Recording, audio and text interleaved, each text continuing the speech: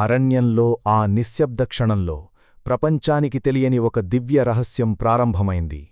సీతాదేవి జీవితాన్ని మార్చబోయే ప్రమాదాన్ని శ్రీరాముడు ముందుగానే గ్రహించాడు.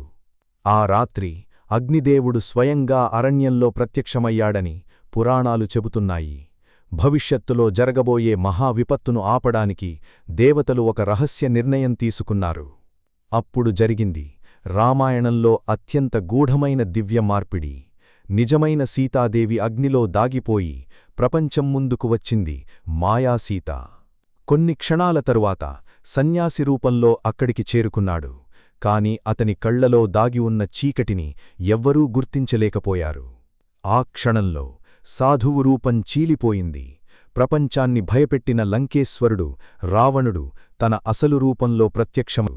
అదే సమయంలో నిజమైన సీతాదేవి అగ్నిలోకంలో సురక్షితంగా ఉన్నారని గూఢగ్రంథాలు చెబుతున్నాయి.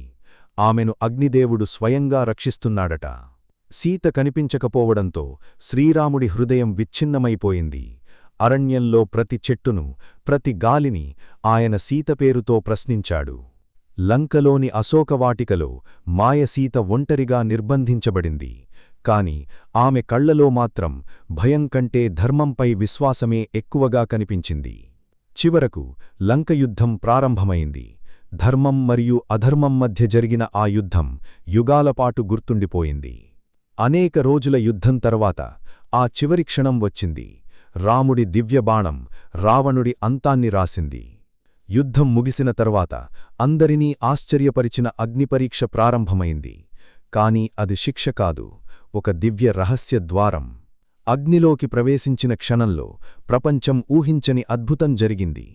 మాయసీత అగ్నిలో కలిసిపోయి నిజమైన సీతాదేవి బయటకు వచ్చారు. ఆ రహస్యం ప్రపంచానికి పూర్తిగా ఎప్పుడూ చెప్పబడలేదు. అందుకే అగ్నిపరీక్ష కథ ఇప్పటికీ యుగాల మిస్టరీగా మిగిలిపోయింది.